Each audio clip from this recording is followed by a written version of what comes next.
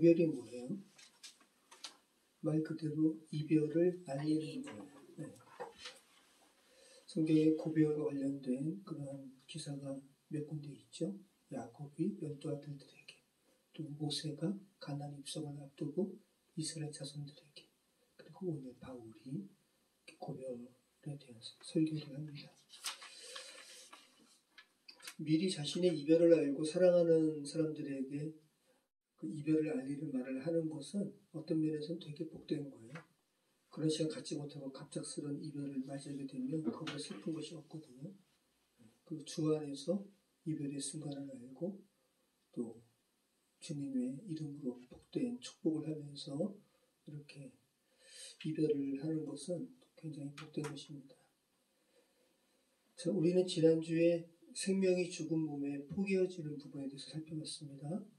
어떻게 성경에 이러한 그 포개짐에 대한 역사가 엘리야, 엘리사, 바울 이렇게 세 사람에 걸쳐서 이렇게 계속 기사가 이어지는 것이 참 놀랍습니다.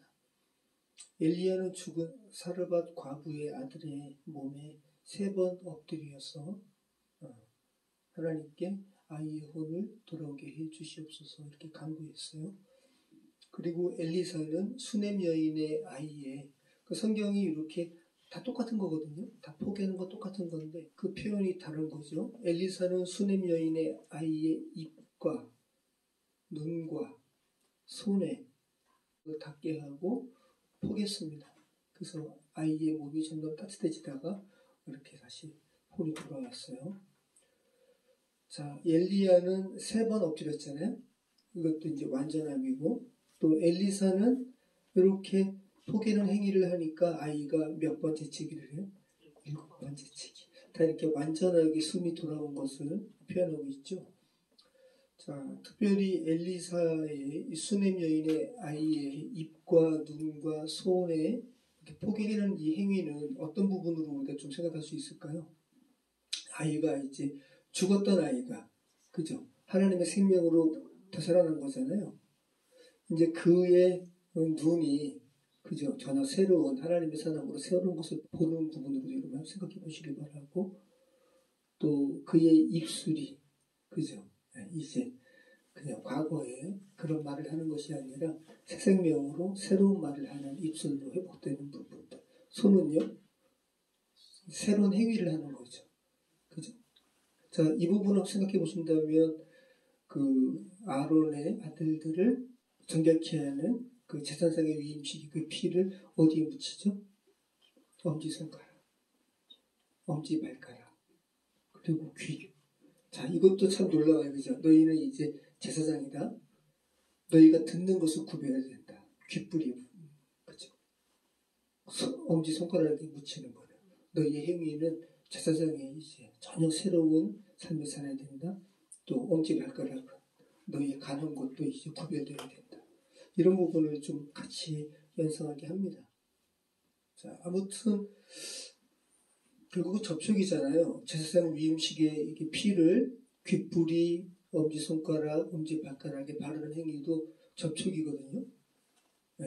그리고 오늘 이렇게 포개어져서 새롭게 회복되는 이 부분도 접촉이잖아요. 눈을 눈에 접촉하고, 그죠? 손을 손에 접촉하고, 입을 입에 접촉하는 거잖아요. 결국은 접촉으로 인해서 죽었던 몸이 생명의 접촉으로 인해서 살아나는 거예요. 계속 성경에서 되풀이되는 구원은 자기 내부에서 오는 것이 아니라 외부에서 오는 것입니다. 생명이 죽음으로 침투하는 거예요. 죽음 스스로는 다시 살아날 수 없습니다. 생명이 침투해야 됩니다. 네. 자, 이 같은 이 구원의 방식은 바울 그 스스로가 경험한 바이기도 하죠. 다메섹 도상에서 그는 눈이 멀었었고 아나니아의 안수로 인해서 눈이 띄어졌고, 그래서 그의 입술은 이제 복음을 증거하는 입술로 바뀌었고, 그죠? 그의 행동은 복음을 전하는 자의 행동으로, 행위로 바뀌었어요. 네. 참 상징적입니다. 굉장히 하나님께서 이 복음을 굉장히 상징적으로 이렇게, 상징적이라는 것은 굉장히 알기 쉽도록 하셨다는 거예요. 복음이 뭔지. 복음은 그냥 머릿속에 그냥 자기 생각만으로 그냥 머릿속에만 있는 게 아니라 굉장히 상징적으로 다른 사람의 눈에 띄고 다른 사람이 이해하기 쉽게끔 주께서 허락하시는 것이 복음이라는 거예요. 자, 오늘 말씀이 이제 바울이 에베소에서의 3년 6개월 이 가량의 시간을 마치고 예루살렘으로 돌아가는 그런 고별에 대한 부분인데요. 우리 한번 20장 13절로 16절 같이 한번 읽어보겠습니다. 우리는 앞서 배를 타고 아소에서 바울을 태우려고 그리로 가니 이는 바울이 가고서 가고자 하여 그렇게 정하여 준 것이라. 바울이 아소에서 우리를 만나니 우리가 배에 태우고 미들레로 가서 거기서 떠나 이튿날 기와 배우고 그 이튿날 사모에 들리고 또 그 다음날 밀레도에 이르니라. 바울이 아시아에서 지체하지 않기 위하여 에베소를 지나 배 타고 가기로 작정하였으니 이는 될 수 있는 대로 오순절 안에 예루살렘에 이르려고 급히 가니라. 바울이 이제 예루살렘에 이르려고 급히 가는 모습을 굉장히 이 지금 소아시아 지금 현재 터키의 이 연안을 이렇게 다 훑듯이 이렇게 지나가거든요. 굉장히 긴 거리인데 되게 짧은 문장으로 이렇게 기록하고 있잖아요. 될 수 있는 대로 오순절 안에 예루살렘에 이르려고. 그래서 예루살렘 교회 가서 이방 선교에 대한 보고를 하고 또 예루살렘 가난한 자를 위한 복음을 연구를 전해주려고 급히 가려고 하는데 원래는 바울이 오순절이 아니라 6월절 안에 가려고 했어요. 갱그리아 항구에서. 근데 유대인이 바울을 해하려고 하니까 다시 거꾸로 내륙으로 가가지고 드로아에서 지난주에 그 설교하다가 유두고 죽고 다시 살리고 그죠? 그러다가 이미 이제 6월절 안에 예루살렘 가는 것은 늦었습니다. 그래서 바울은 이제 그 6월절부터 오순절은 얼마큼 걸려요?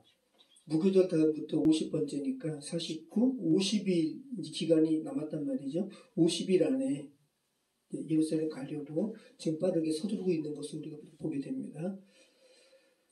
자, 20장 13절 말씀 보면 우리는 앞서 배를 타고 여기서 우리는 바울의 일행이잖아요. 그죠? 지난주에 우리가 살펴봤는데 몇 명이었습니까? 바울 포함해서 9명이었잖아요. 자, 그럼 여기서 누가 더 포함됐는데 우리는 그래서 바울을 제외하고 나머지 8명은 배를 타고 드로아에서 배를 타고 아스로 가는 거예요.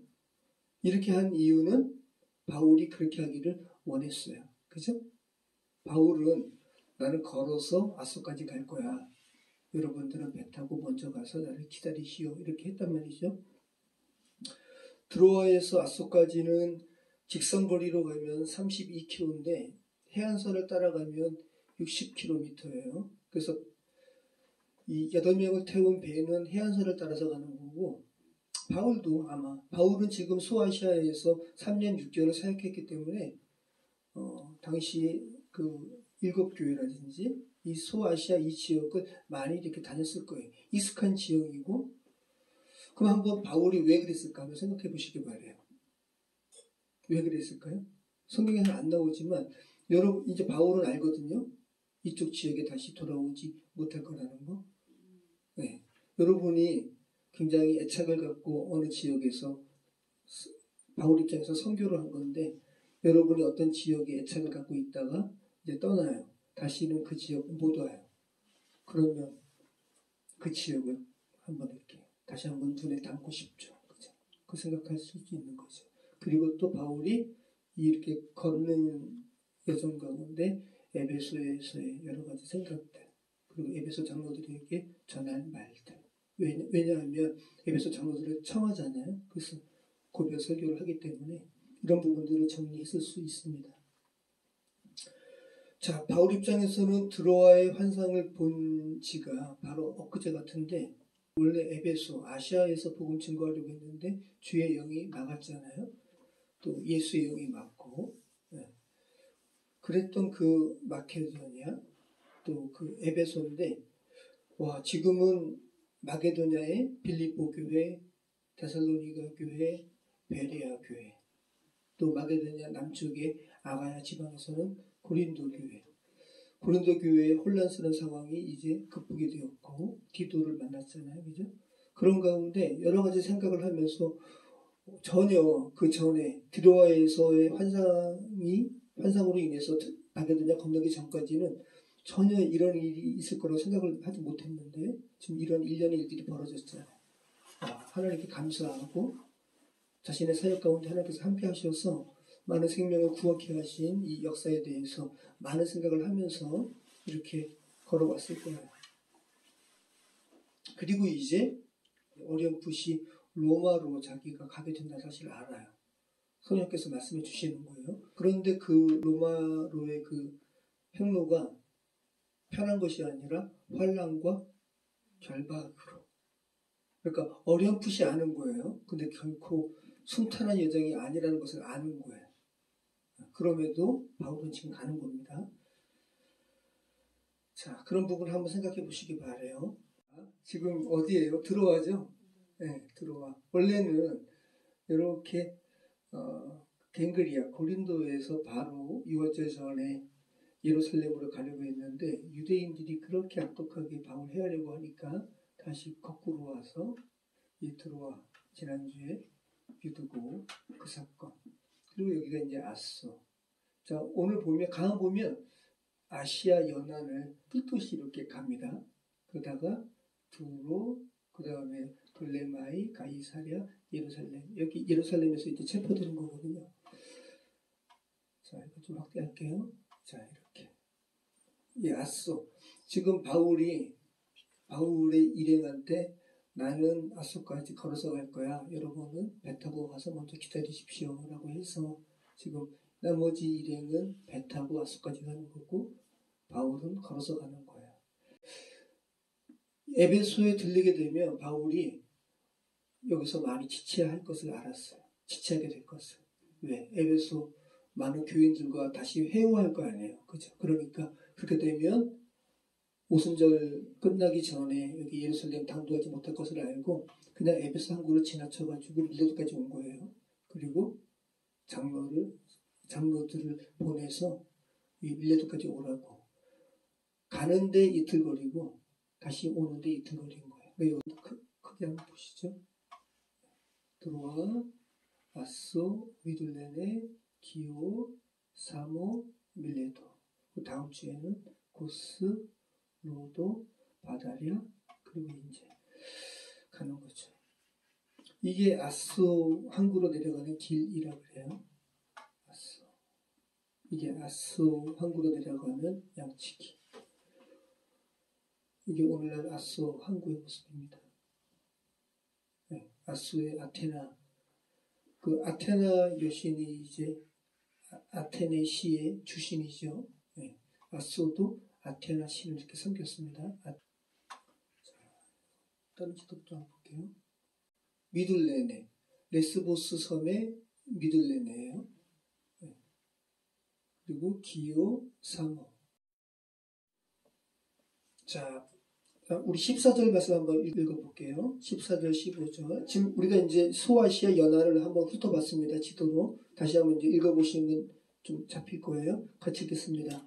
바울이 아소에서 우리를 만나니 우리가 배에 태우고 미둘레네로 가서 거기서 떠나 이튿날 기오 앞에 오고 그 이튿날 사모에 들르고 또 그 다음날 밀레도에 이르니라. 자, 아소에서 이제 바울을 만나서 그 다음날 어디로 간다고요? 미둘레네. 레스보스 섬에 요게 지금 미둘레네거든요. 요게 지금 헬라어로 되어 있는 거예요. 미툴레네라고 되어 있습니다. 그 다음에 미둘레네 가고 거기서 떠나서 이튿날 기오로 가고 그 다음에 이튿날 사모에 가고 또 그 다음날 밀레도에 가는 거예요. 이건 기오섬. 여기 오늘날 사모 밀레도의 원형 극장이 이렇게 나와 있습니다. 밀레도. 자, 그래서 아까 기오섬 있죠? 기오는 일리아드 오디세이를 지은 사람이 누구죠? 호모죠. 호모의 출생지가 기오예요. 그리고 사모는 우리 어릴 적에 이솝 우화. 이솝의 출생지가 사모예요. 그리고 피타고라스의 출생지도 3호. 자, 그 다음에 만물이 물이라고 주장한 학자가 누구예요? 탈레스. 네, 그 탈레스의 출생지가 밀레도. 자, 우리 17절, 18절 한번 읽어보겠습니다. 바울이 밀레도에서 사람을 에베소로 보내어 교회 장로들을 청하니 오매 그들에게 말하되 아시아에 들어온 첫날부터 지금까지 내가 항상 여러분 가운데서 어떻게 행하였는지를 여러분도 아는다. 자, 바울이 에베소를 그냥 지나치지만 그래도 에베소 그 장로들에게 할 말이 있었습니다. 그래서 사람을 보내서 그러니까 이 밀레도에 바울은 최소 4일은 지금 정박한 거죠. 그러면서 가는데 이틀, 오는데 이틀, 나흘이나 걸려가지고 이 에베소 교회 장로들을 만난 다음에 이제 말을 하는 건데 바울이 지금 예루살렘으로 가면 어떤 일을 당한다는 것을 알고 있어요. 그런 가운데 이 에베소 장로들은 하나님의 생명 밖에 있었던 사람이에요. 에베소의 우상과 여기 찢는 사람이었는데 자신이 전한 복음으로 말미암아 이제 생명 안에서 하나님 안에서 형제가 되었습니다. 그들에게 어떤 말을 하는지 한번 생각해 보시기 바라요. 제일 처음에 무슨 말을 해요? 자, 3년 6개월 동안 바울이 복음을 전한 그리고 이제 그리스도 안에서 또 한 교회의 지도자들로 성장한 이 장로들에게 장로들이라고도 하고 감독자이라고도 하고 또 목사이기도 한 뭐 이렇게 지금 현대 교회의 조직처럼 세분화된 건 아니에요. 그냥 한마디로 지도자들이에요. 교회 지도자들. 이들에게 지금 무슨 말을 하는지 한번 보시기 바래요. 제가 아이언만한테도 막 힘들다 그랬는데 이 설교를 준비하기가 어려웠어요. 왜냐하면 모든 사람의 마지막 가는 길이잖아요. 다 이 길을 가요. 주 안에서 마지막 길을 가잖아요. 그죠? 그런데 남겨진 사람이 있고 그런데 바울의 생애는 너무 고귀한 삶을 살았단 말이죠. 예수님을 만난 다음부터. 그럼 그가 에베소 교인들, 에베소 장로들에게 마지막으로 전하는 이 메시지가 제가 전하기가 저는 꼭 앵무새 같은 거죠. 그래서 버거운 거예요. 너무 어려운 거예요. 저한테. 자, 아무튼 바울이 이렇게 전혀 생명부지였던 전혀 알지 못했던 에베소 교인들에게 이제는 그리스도 안에서 한 형제된 에베소 장로들에게 무슨 말을 하는지 한번 생각해 보시라는 말씀이죠. 바울이 에베소 장로들에게 가장 처음 한 말은 뭐예요? 그렇죠. 네, 내가 여러분 처음 만날 때 그 아시아에 내가 처음 들어온 다음부터 여러분과 내가 어떻게 했는지 그 얘기하고 하고 있어요. 그죠? 바울의 행위에 대해서 이야기하고 있어요. 바울은 변하지 않았다라는 거예요. 바울은 희동일관 똑같았어요. 그럼 이 말은 뭐예요? 에베소 사람들은, 에베소 교인들은 복음 안에서 하나님의 가족이 되긴 되었는데 이들은 좀 이렇게 믿음이 약해서 변하는 거예요. 그래서 계시록 말씀 보면 에베소 교회에 너희 첫사랑을 잃어버렸다고. 어디서 그 첫사랑 잃어버렸는지 찾아보라 그랬잖아요. 한번 계시록 2장 2절로 5절 말씀 한번 찾아볼게요. 내가 내 행위와 수고와 내 인내를 알고 또 악한 자들을 용납하지 아니한 것과 자칭 사도라 하되 아닌 자들을 시험하여 그의 거짓된 것을 내가 드러낸 것과 또 내가 참고 내 이름을 위하여 견디고 게으르지 아니한 것을 아노라. 그러나 너를 책망할 것이 있나니 너희 처음 사랑을 버렸느니라. 그러므로 어디서 떨어졌는지를 생각하고 회개하여 처음 회개를 가지라. 만일 그리하지 아니하고 회개하지 아니하면 내가 내게 가서 내 촛대를 그 자리에서 옮기리라. 네. 바울이 나는 주의 사랑을 가지고 너희를 처음 만났을 때부터 지금까지 나는 하나도 안 변했다. 너희도 그리스도 사랑에서 너희도 변하지 말 거라라고 지금 권면하는 거죠. 자, 또 어떤 부분을 이야기합니까? 인내에 대해서 이야기해요. 인내. 19절이죠. 곧 모든 겸손과 눈물이며 유대인의 관계로 말미암아 당한 시험을 참고 주를 섬긴 것과. 네. 바울은 인내했어요. 여러분, 인내의 성품은 어떤 사람의 성숙도를 측정하는 가늠자 같은 거예요. 어린아이들은 인내력이 없어요. 성숙하면 인내해요. 그죠? 바울만큼 고난당한 사람이 없습니다. 근데 바울은 그것을 다 인내했다라고 이야기하죠. 이 말은 에베소 교회 지도자들이요, 당신들도 인내하십시오라고 지금 말을 하는 겁니다. 자, 야고보서 1장 4절 말씀 보면 인내를 온전히 이루라. 이는 너희로 온전하며 온전하고 구비하여 조금도 부족함이 없게 하려 함이라. 네, 야고보 사도도 인내에 대해서 이야기하죠. 자, 그리고 사도행전 20장 20절 말씀 21절까지 우리 같이 한번 읽어보겠습니다. 유익한 것은 무엇이든지 공중 앞에서나 각 집에서나 거리낌 없이 여러분에게 전하여 가르치고 유대인과 헬라인들에게 하나님께 대한 회개와 우리 주 예수 그리스도께 대한 믿음을 전하는 것이라. 네. 바울은 유익한 것, 이 유익한 것은 세속적인 유익함이 아니라 그리스도 안에서 하나님의 자녀로서 유익한 것들, 영적 유익에 관한 것은 바울은 사람 앞에서나 각 집에서나 거리낌 없이 가르쳤다라는 거예요. 바울은 이 에베소가 엄청난 우상의 도시잖아요. 고린도도 마찬가지고. 그리고 바울은 고린도, 에베소 한 3년여 동안 이렇게 사역했는데 이게 긴 게 아니란 말이죠. 근데 그 도시가 다 바뀌었다는 것은 바울은 하나님의 정해진 시간 안에서 굉장히 그 안에 있는 그 복음을 열정을 다해서 전거했단 말이죠. 그러니까 그 시대에 이건 오늘날에는 이렇게 전해야지라고 하면서 복음의 어떠한 진수를, 복음의 어떠한 핵심적인 것을 퇴색시키지 않았어요. 그랬으니까 에베소 그런 역사가 벌어지죠. 자, 우리 22절 우리 같이 읽어보겠습니다. 보라, 이제 나는 성령에 매여 예루살렘으로 가는데 거기서 무슨 일을 당하는지 알지 못하노라. 여기서 우리 개역개정은 성령으로 번역했잖아요. 근데 이제 원문은 그냥 푸뉴마입니다. 숨, 영, 그냥 일반적인 영이 될 수 있고, 또 그래서 개역은 심령으로 번역했는데, 근데 아무튼 자기 심령이 뭐에 매였어요.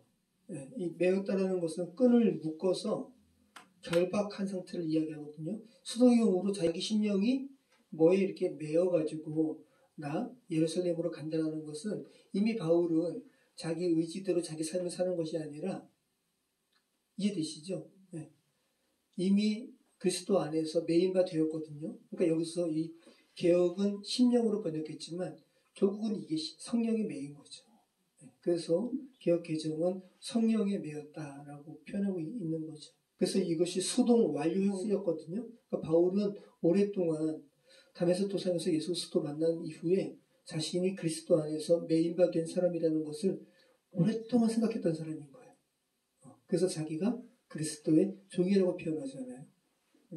내가 성령에 매여 예루살렘으로 가는데 거기서 무슨 일을 당하는지 알지 못하노라. 그리고 각 성에서 성령께서 가르쳐 주신 거죠. 내가 해험을 받는다고. 그러니까 지금 바울은 예루살렘으로 가는 여정 가운데 또 예루살렘에서 위험한 일을 만나게 될 줄 알면서도 나는 예루살렘으로 가야 돼 라는 이 바울 내면의 심령의 태도가 이미 결정되었다는 거예요. 자, 우리 23절, 25절까지 같이 한번 읽어보겠습니다. 오직 성령이 각 성에서 내게 증언하여 결박과 환난이 나를 기다린다 하시나 내가 달려갈 길과 주 예수께 받은 사명 곧 하나님의 은혜의 복음을 증언하는 일을 마치려 하면은 나의 생명보다 조금도 귀한 것으로 여기지 아니하노라. 보라, 내가 여러분 중에 왕래하며 하나님 나라를 전파하였으나 이제는 여러분이 다 내 얼굴을 다시 보지 못할 줄 아노라. 네. 이제 여러분이 내 얼굴 못 볼 거예요 라고 마지막을 지금 알았단 말이죠, 바울이. 그럼에도 불구하고 바울은 피하려고 하지 않습니다. 그 이유는 왜 그래요? 두 가지죠. 첫 번째는 내가 달려갈 길. 그러니까 자기가 경주자라는 것을 알았어요. 자기가 그냥 유유자적하는 그러한 삶이 아니라 자기가 그러니까 달려갈 길이라는 것은 당시에 그 경주 체육대회를 지금 염두에 두고 쓴 말이거든요. 자기가 지금 트랙 위에 올라선 경주자라는 것을 알고 있었단 말이죠. 그래서 그 목표가 뭐냐 하면 주 예수께 받은 사명. 주 예수께 받은 사명이 뭐라는 거예요? 네, 하나님의 은혜 복음을 증언하는 일이라는 거죠. 위에 언급한 거랑 같습니다. 지금 주 예수께 받은 사명, 곧 하나님의 은혜 복음을 증언하는 일. 이것이 어떤 일이에요? 지금 자기가 에베소 장로들에게 이야기하면서 내가 유익한 것은 무엇이든지 공중 앞에서나 각 집에서나 거리낌 없이 여러분에게 전하여 가르치고, 유대인과 헬라인, 그러니까 유대인과 이방인들에게 뭐를 증거했대요? 하나님께 대한 회개, 그죠? 그리고 우리 주 예수 그리스도에 대한 믿음. 네. 회개와 믿음, 이것이 바울이 주 예수께 받은 사명이에요. 결국은 지금 바울이 에베소 장로들에게 지금 고별 설교하고 있는데 그가 전한 메시지를 단 두 개로 하나로 이렇게 한 문장으로 간추려서 이야기한다면 회개와 믿음인 거예요. 자, 회개하지 않으면, 그죠? 하나님께로 돌이키지 않으면 하나님의 백성이 될 수가 없어요. 근데 이 회개는 죄에 대한 이러한 인지와 죄로부터의 회개인데 이 죄를 또 없이 하시는 분이 있다라는 거죠. 예수 그리스도. 그래서 주 예수에 대한 믿음. 자기가 유대인에게도 회개와 믿음을 증거했고, 그죠? 이방인들에게도 회개와 믿음을 증거했다라는 거예요. 자, 이것이 자기가 주 예수께 받은 뭐라는 거예요? 사명이라는 거예요. 오늘 바울의 고별 설교의 핵심은 이 부분이에요. 여러분도 사랑하는 사람들과 언젠가는 고별하게 되잖아요. 그럴 때 주 예수 안에서, 주 예수의 은혜 안에서 회개와 믿음에 대한 언급을 하시고 고별하게 되는 것이 얼마나 복된 일인가, 이 부분을 생각해 보시기 바라요. 자, 바울은 성령께서 알려주셔서 앞으로의 시간이 결박되고 또 환난이라는 어려운 시간으로 들어갈 것을 알고 있지만 비록 그러한 시간이 자기 앞에 도래할지라도 피하려 하지 않습니다. 그 이유는 자기가 지금 경주자이기 때문에, 목적 없이 뛰는 것이 아니라 시작점과 끝점이 있는 경주를 자기가 하고 있다는 것을 알았기 때문에. 근데 이것은 바울뿐만 아니라 여러분도 마찬가지예요. 저와 여러분도. 그죠? 그리고 모든 크리스찬은 받은 사명이 있다는 거. 크리스찬의 사명이 뭐예요? 그리스도인의 사명이니까 다른 사람도 그리스도인 되게 하는 거거든요. 회개와 예수께 대한 믿음을 증거하는 것이죠. 이게 하나님의 은혜의 복음이라는 거예요. 자, 그러면서 자기가 이 회개와 믿음에 대해서 자기는 성실하게 증거했다. 그러므로 자, 26절, 우리 26절 31절까지 같이 읽겠습니다. 그러므로 오늘 여러분에게 증언하거니와 모든 사람의 피에 대하여 내가 깨끗하니 이는 내가 꺼리지 않고 하나님의 뜻을 다 여러분에게 전하였습니다. 여러분은 자기를 위하여 또는 온 양떼를 위하여 삼가라. 성령이 그들 가운데 여러분을 감독자로 삼고 자기 피로 사신 교회를 보살피게 하셨느니라. 내가 떠난 후에 사나운 이리가 여러분에게 들어와서 그 양떼를 아끼지 아니하며 또한 여러분 중에서도 제자들을 끌어 자기를 따르게 하려고 어그러진 말을 하는 사람들이 일어날 줄을 내가 아노라. 그러므로 여러분이 일깨어 내가 3년이나 밤낮 쉬지 않고 눈물로 각 사람을 훈계하던 것을 기억하라.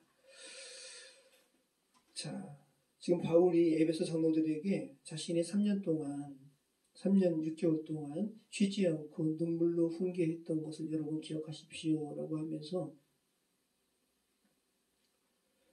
다른 그 이단들이 교회에 와서 혼란케 할 것을 미리 경고하고, 또 어떤 경고도 하냐 하면 여러분 중에 어떤 사람은 이 바울의 말을 듣는 자 중에서 어떤 사람들이 예수 그리스도의 제자들을 꾀어 어그러지는 말을 하게 될 줄을 자기가 지금 알고 있다고 이야기하는 거예요.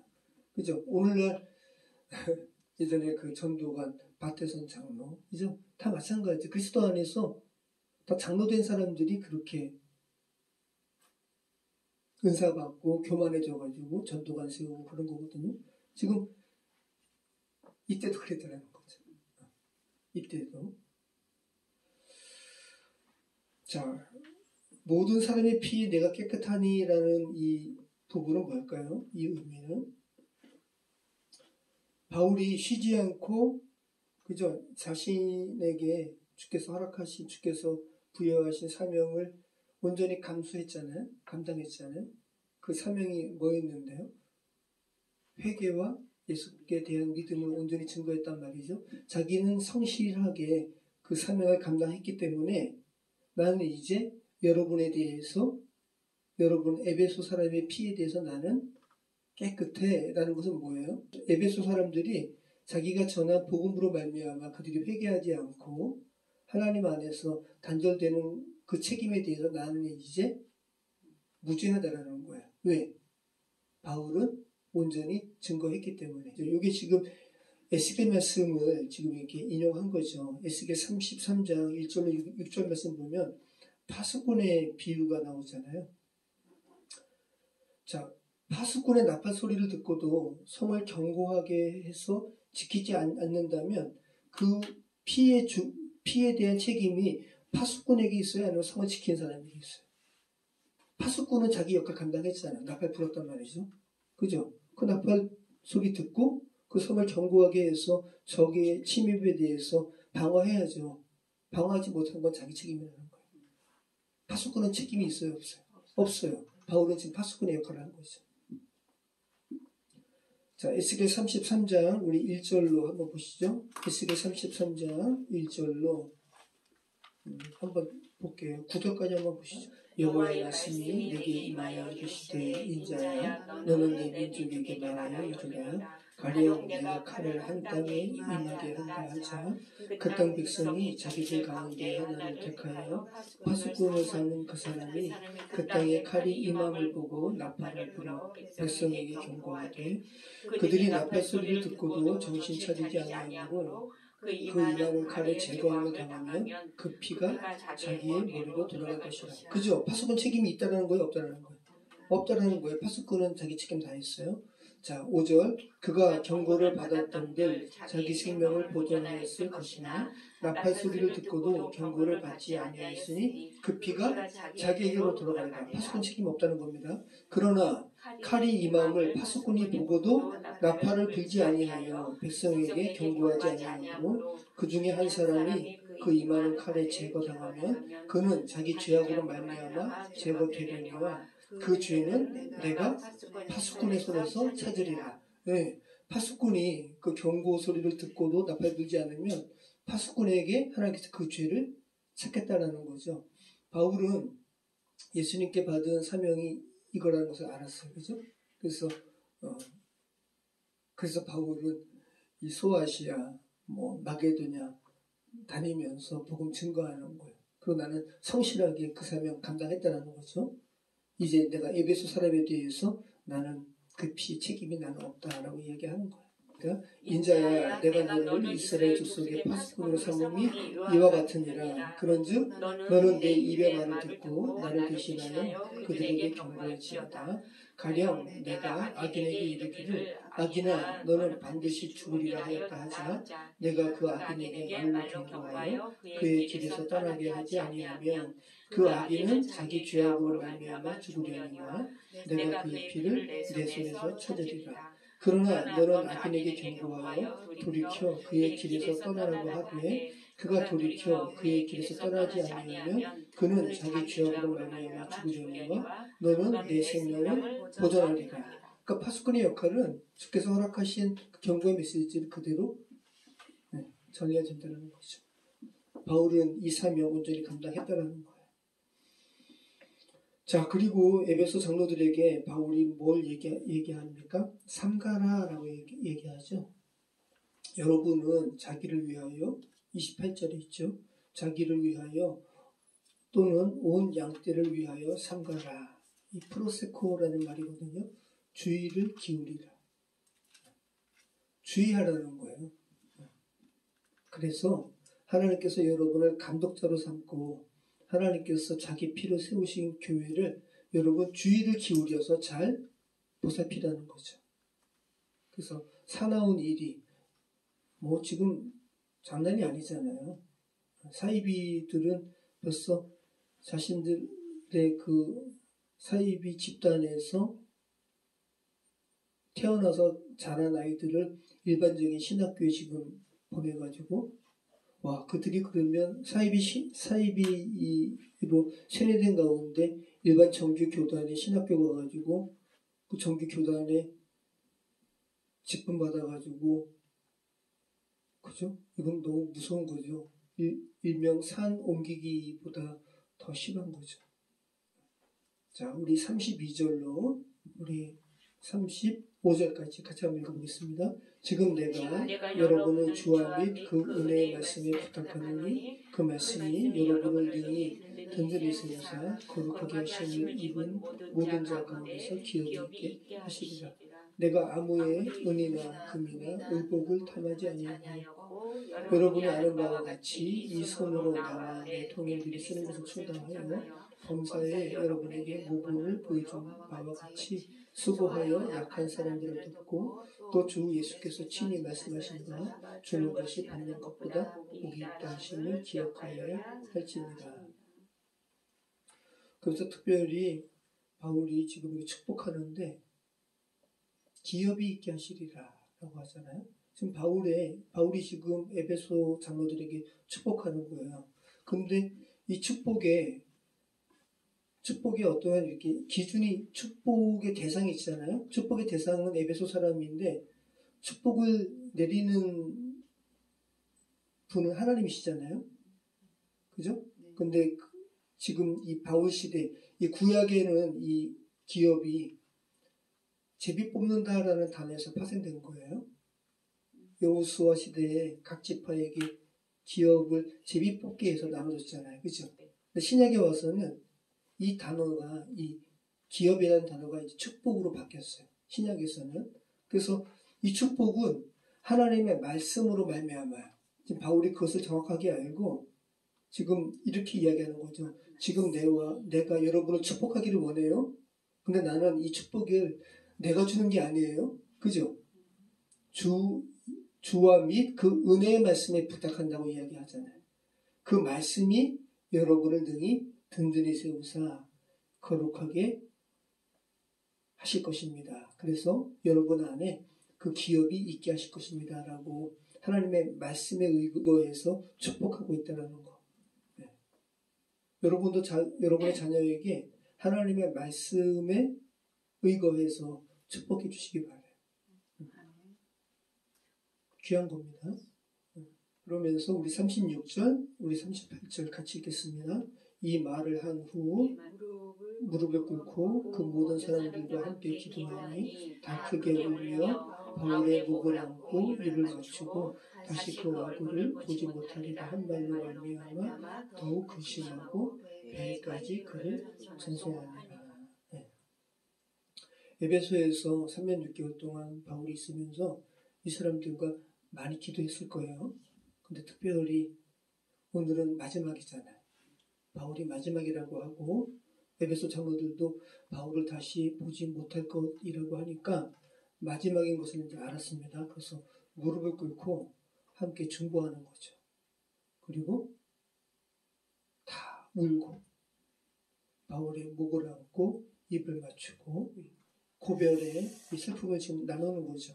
고별은 슬픈 거예요, 여러분. 슬프지만 또 이 안에 또 영혼을 또 기대하는 그 부분이 있죠. 자, 바울도 아마 감격했을 것 같아요. 그죠? 에베소 들어갈 때 우상과 완전히 수술에 찌든 이 도시에서 이런 생명으로 회복된 이들을 만나게 되고 또 마지막 순간에 이렇게 감격 어린 축복의 기도를 하면서 이렇게 마무리를 하는 것이 바울은 너무 감격스러웠을 거예요. 지금 오늘 이 본문이 3차 전도 여행의 마무리예요. 그리고 배 타고 이제 돌아가는 거잖아요. 자, 오늘 말씀은 고별이에요. 고별. 처음에 제가 이야기한 것처럼 싸워서 다퉈서 헤어지는 이별이 아니라 하나님의 시간표 가운데 사랑하는 사람에게 이별을 알릴 수 있는 것은 복된 거예요. 진짜. 그리고 서로 축복하면서 예수님의 이름으로 신앙의 유산을 전하면서 헤어지는 것은 정말 복된 거예요. 저도 저희 어머니가 돌아가시기 전에 한 달인가 2달쯤 전에 저희 형 누나 저 이렇게 모아놓고 예수님 잘 믿어라고 말씀하신 거. 결국은 똑같은 거죠. 예수님 잘 믿어가 그죠? 예수님 이 안에 너희 죄를 너희 죄에서 구원할 자. 그죠? 회개. 잘 믿어 믿음.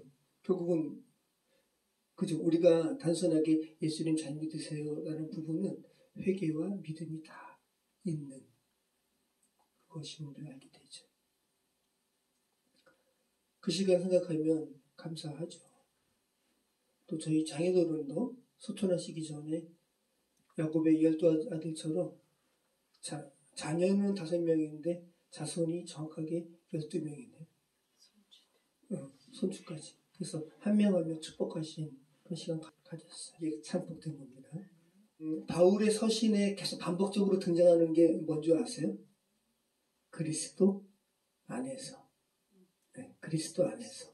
에베소에서 사역할 때도 그리스도 안에서가 바울의 사고를 완전히 지배했던 거거든요. 근데 이것이 굉장한 신비로울 정도로까지 이 성서학자들은 이야기해요. 왜냐하면 바울은 예수님을 역사적으로 만난 적이 없거든요. 예수님께서 돌아가신 이후에 환상 가운데 만났어요. 근데 그런 바울이 예수님과의 그 관계가 물리적으로 만난 사람보다 더 끈끈해요. 그래서 그는 모든 사람들에게 설교하고 편지 쓸 때마다 그리스도 안에서 골로새서에서는 그리스도를 창조주로 고백을 하고요. 자기가 피조물이고 창조주 그리스도 되심을 온전하게 알고 완전히 그리스도 안에서 사로잡힌 사람이 바울이에요. 그 안에서 바울이 지금 사역하고 그리스도의 교회를 이렇게 세우고 또 그리스도 안에서 형제된 사람들에게 믿음과 회개와 믿음을 이렇게 증거하고 지금 오늘 마무리하고 있다는 거 여러분 생각해 보시기 바랍니다. 창조주와 이렇게 어떤 연결점을 인지하는 것보다 복된 일이 없어요. 그죠? 바울은 그 창조주 하나님이 그리스도라는 것을 알았고 그래서 그리스도 안에서 이걸 반복하고 있는 거예요. 에베소서에서는 하나님께 이렇게 찬양하는 것을 그리스도 안에서 찬양하는 것을 고백하고 골로새서에서는 그 창조주 대신 그리스도를 또 고백하고 자 근데 오늘날 우리가 살아가는 이 세상 보세요. 한 줌의 흙으로 결국은 돌아가고 또 그것으로 끝나는 게 아니라 심판의 처일밖에 없는 사람들이 마치 영원한 생명을 이 세상에서 살아가는 것처럼 그렇게 이성 없는 짐승처럼 이렇게 날뛰는 그런 죄된 세상을 우리가 지금 보고 있죠. 정말 말도 안 되는 행태가 지금 벌어지고 있어요. 여러분 알렉산더의 아버지 필립 왕이 굉장히 이상한 신화를 뒀다 그래요. 이상한 신화. 뭐라고 말을 하는 거예요. 필립 왕에게. 뭐라고 했겠어요? 왕이시여, 당신은 반드시 죽는 존재라는 것을 아십시오. 이렇게 말을 하는 신하를 둬가지고 항상 그 말을 하게 했다는 거예요. 지혜롭죠. 얼마나 지혜로워요. 왕이시여, 당신은 반드시 죽는 존재라는 것을 아십시오. 지혜로워요. 근데 지혜로운 이 필립 왕이지만 그런데 이 죽음에 대한 바람직한 태도잖아요. 내가 언젠가는 죽는 존재라는 것을 내가 인지해야지. 지혜로워요. 그런데 이 인지된 방향이 궁극적으로 창조주 되신 그리스도께로 향하지 못하면 이 필리방의 지혜도 반쪽짜리 지혜죠. 그죠? 네. 창조주 되신 그리스도께 반드시 목표점이 나가야 돼요. 그래서 히브리서 9장 27절 말씀 보면 한 번 죽는 것은 사람에게 정해진 것이요 그 후에는 뭐가 있으리니? 심판이 있으리니. 네. 그래서 바울은 이 사실을 분명히 알았습니다. 그래서 그는 그리스도 안에서 끊임없이 고백하는 거예요. 그리스도 안에서. 자, 저와 여러분에게 있어서 이 마지막, 육신의 마지막이 결코 안 올 것 같지만 언젠가 오고요. 사랑하는 저와 여러분의 지인들에게 그리스도 안에서 이 복된 구별을 할 수 있는 그런 은혜로운 그런 저와 여러분의 인생이 되시기를 축원합니다. 기도하겠습니다. 참 좋으신 하나님 감사합니다. 오늘 바울이 3년 6개월 동안 에베소에서 사역 또 3차 전도 여행을 마치고 돌아가는 구별의 시간을 저희가 살펴봤습니다.